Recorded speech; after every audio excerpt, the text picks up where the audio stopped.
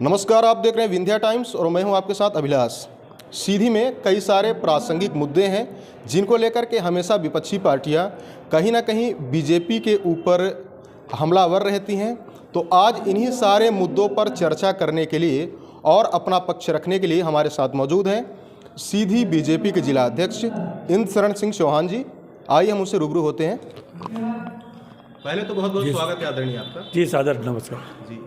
काफ़ी सारे आरोप भी लगते हैं बीजेपी के ऊपर कहीं ना कहीं, लेकिन सबसे पहला प्रश्न जो हमारा है, 2023 का चुनाव अब लगातार निकट आ रहा है, 2021 समाप्त होने को आ गया है, तो क्या अभी से तैयारियां चल रही हैं? आपने देखा होगा भारतीय जनता पार्टी कार्यकर्ता आधारित पार्टी है और भारतीय जनता पार्टी पूरे लगातार कार्यक्रम करती है। आपने अभी देखा होगा कि हमारी प्रदेश कार्य समिति हुई भोपाल में, उसके बाद हमारी जिला कार्य समिति हुई और जिले का 3 दिवसीय प्रशिक्षण वर्ग भी चला। इसके बाद हमारी 12 तारीख को पूरे प्रदेश में एक साथ मंडल कार्य समितियाँ हुई और एक मड़बास मंडल को छोड़कर, चूँकि हमारे मंडल अध्यक्ष के एकदम नज़दीकी परिवार में एक घटना घट गई थी, इसलिए वहाँ की कार्य समिति कल हुई।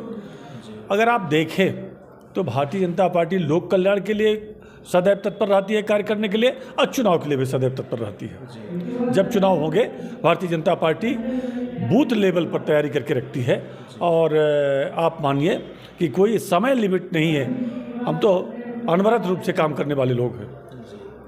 हाल ही में चुराहट विधानसभा अंतर्गत हो रहे इस्तीफे काफ़ी चर्चा का विषय रहे। कई लोगों द्वारा आरोप भी लगाया गया कि कहीं ना कहीं भाजपा के चुराहट विधानसभा के कार्यकर्ताओं में असंतोष है, जिसके कारण से वो इस्तीफा देने के लिए मजबूर हो रहे हैं। इसके बारे में क्या कहेंगे? देखिए क्या है, भारतीय जनता पार्टी आज भारत ही नहीं दुनिया की सबसे बड़ी पार्टी है जी। और जब लोग जुड़ते हैं तो उनकी बहुत सारी लोगों की अपेक्षाएं आकांक्षाएं होती हैं जी। तो एक तो ये बात होती है। दूसरी क्या है, भारतीय जनता पार्टी में अगर इक्का दुक्का लोगों को छोड़ दे, उसके अलावा जिन लोगों ने इस्तीफा दिया उनको हम भी नहीं जानते कि वास्तव में भाजपा के कार्यकर्ता थे या नहीं थे। लेकिन आप लोगों ने केवल एक तरफा बयान मैंने देखा है। कांग्रेस के बहुत सारे लोगों ने रिजाइन दिया और सरपंच हैं, जनपद सदस्य हैं, कांग्रेस के वर्कर जो पार्टी के पदाधिकारी थे, उन लोगों ने चुराहट में इस्तीफा दिया। तो भारतीय जनता पार्टी के अगर इक्के दुक्के को देखें तो कांग्रेस भाजपा की तुलना में कांग्रेस के लोगों ने ज़्यादा इस्तीफा दिया है। तो इस प्रकार ये कहना कि हमारा कोई जनाधार नीचे आया है या बिल्कुल निराधार है। जिस प्रकार से मोदी और शिवराज जी ने जन कल्याण के लिए कार्य किए हैं, तो भारतीय जनता पार्टी का ग्राफ निरंतर आगे बढ़ा है और सतत बढ़ता रहा है। बीजेपी की विचारधारा कही जाती है कि सबको साथ लेकर चलने की बात करती है और 2023 का चुनाव भी कहीं ना कहीं निकट आ रहा है, लेकिन अभी भी दबी जुबान में ये कहीं ना कहीं चर्चा रहती है कि बीजेपी के जो सीधी जिले के वरिष्ठ नेता हैं उनमें कहीं ना कहीं मनमुटाव की स्थिति है, उनमें एकजुटता का अभाव है, कहीं ना कहीं एक साथ मंच साझा करने में वो दिक्कत उनको आती है। तो इस पर क्या कहें? देखिए क्या है, एकदम ये भ्रांति है। आपने देखा होगा चाहे सुश्री मीना सिंह जी आई हों तो सभी लोग एक साथ रहे हैं, चाहे शिवराज जी आए हों सभी लोग एक साथ रहे हैं। तो यह कहना कि भारतीय जनता पार्टी के नेता एक मंच पर नहीं बैठते, यह तो एकदम सरासर झूठ है। रही बात कांग्रेस की, तो आपने देखा होगा, आज मैं देख रहा था फेसबुक पेज में, कांग्रेस के एक वर्कर हैं जो अजय सिंह राहुल भैया के बड़े करीबी हैं। उनने आदरणीय राहुल भैया के और कमलेश्वर पटेल की पोस्ट शेयर की है और उनने लिखा है, अगर यह में साथे में लगातार चलत रही कतरा निकल आ गए।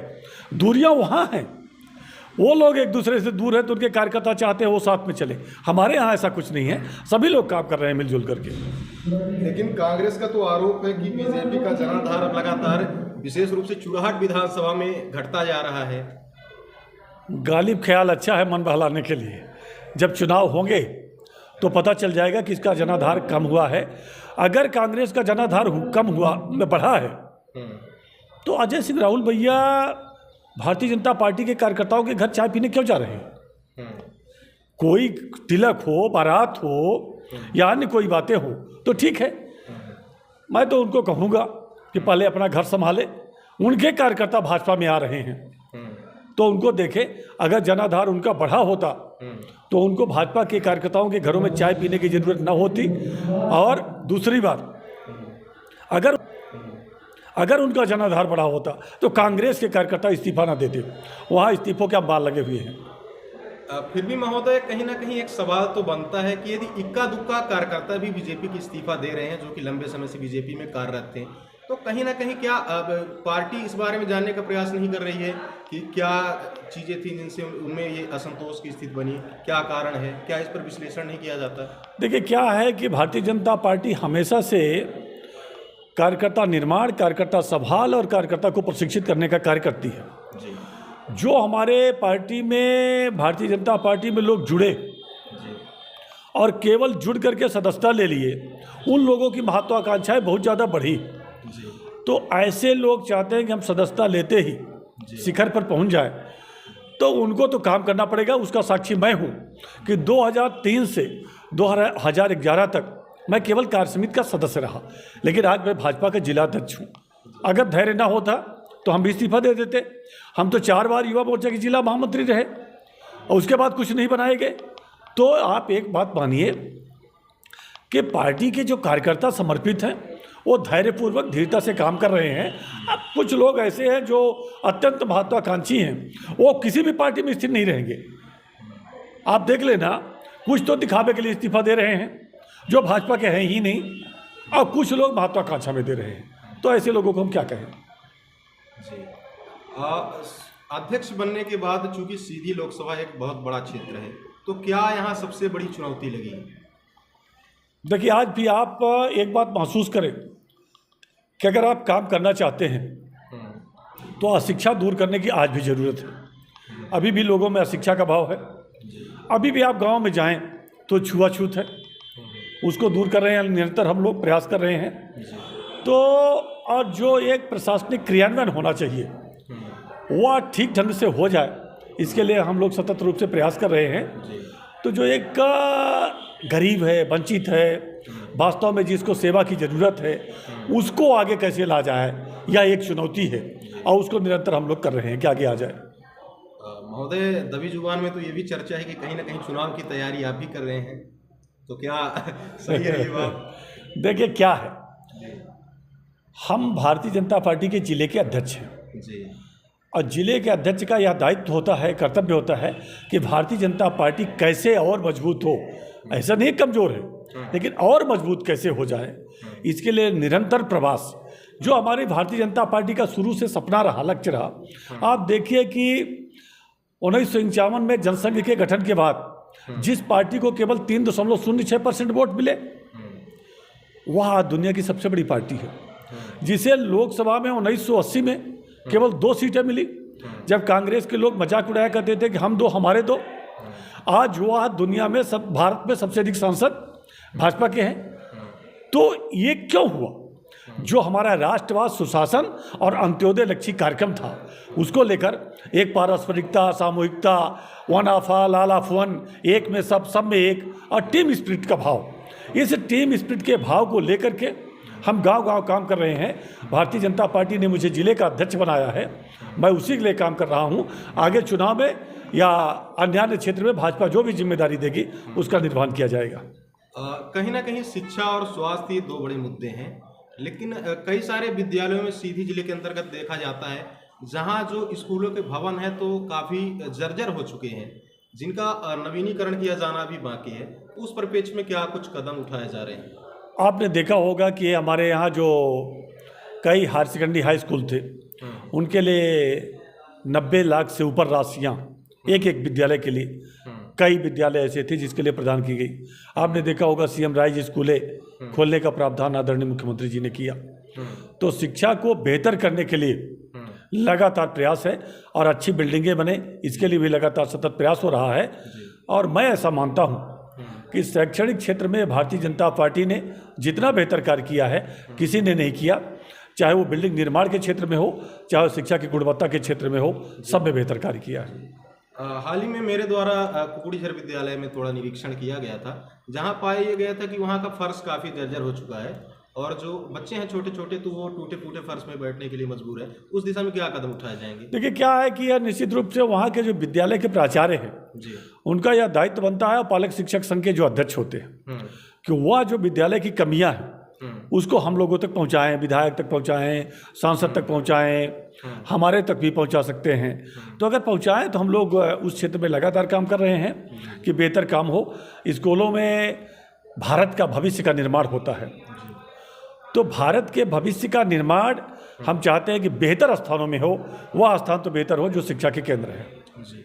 कहीं ना कहीं कोरोना की तीसरी लहर और ओमिक्रॉन जैसा खतरनाक वायरस दस्तक दे रहा है, तो हालांकि ऑक्सीजन प्लांट दो जीले में लगाए गए हैं, सारी सुविधाएं अभी मंत्री मीना सिंह जी के द्वारा भी निरीक्षण किया गया है, लेकिन अभी भी अस्पताल में देखा जा रहा है कहीं ना कहीं डॉक्टरों की कमी है।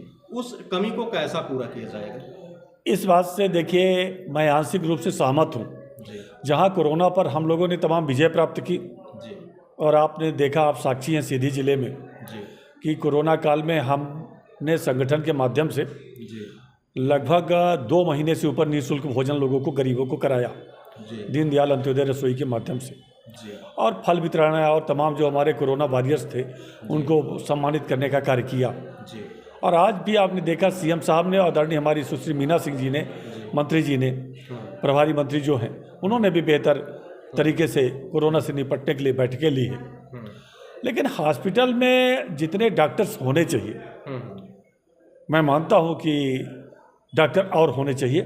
डॉक्टरों की अगर और नियुक्ति हो जाए और डॉक्टर आ जाए तो हमारे ज़िले के लिए अच्छा होगा।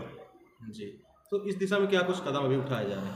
पिछले सेशन में ही हम लोगों ने माननीय मुख्यमंत्री जी से बात की थी कि हमारे सीधी जिले में बेहतर डॉक्टरों की और आवश्यकता है।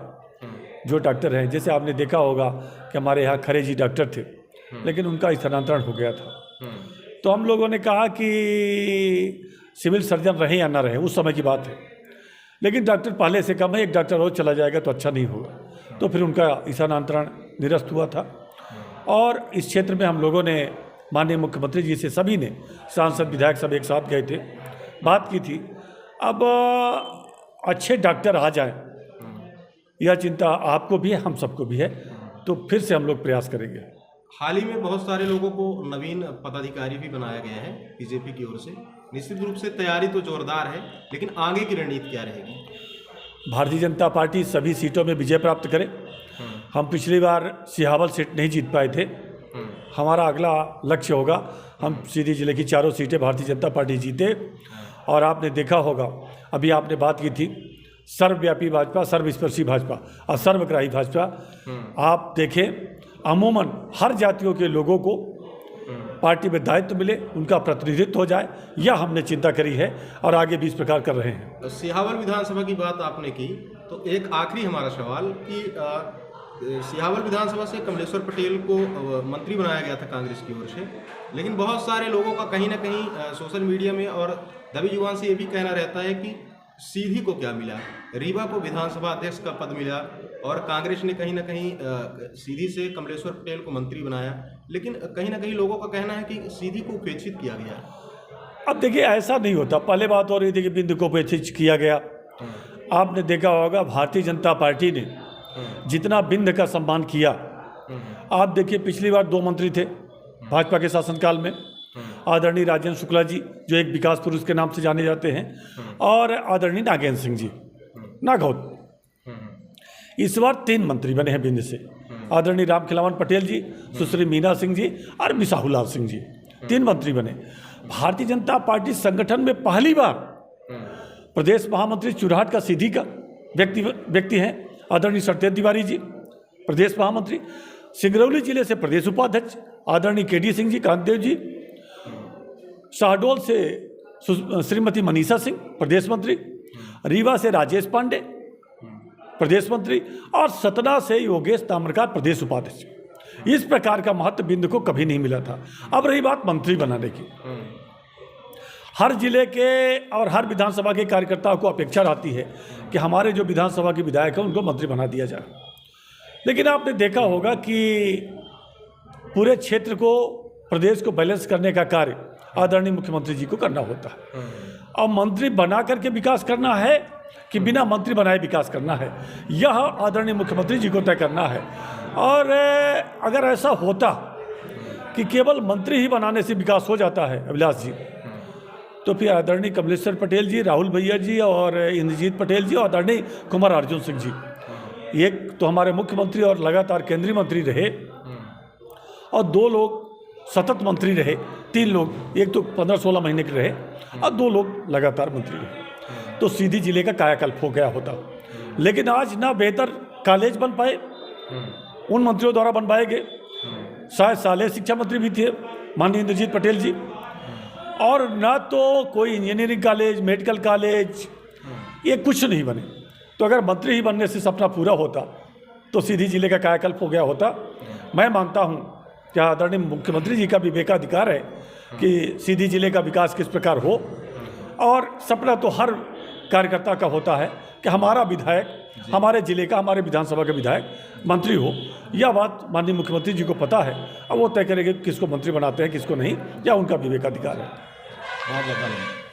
तो सीधी बीजेपी के जिलाध्यक्ष इंद्रशरण सिंह चौहान जी, जिन्होंने सारे प्रश्नों पर अपनी बेबाक राय रखी है, और उनका कहना है कि अभी भी सीधी बीजेपी में सब कुछ ठीक ठाक चल रहा है और आने वाले 2023 चुनाव की तैयारी अच्छी तरीके से चल रही है।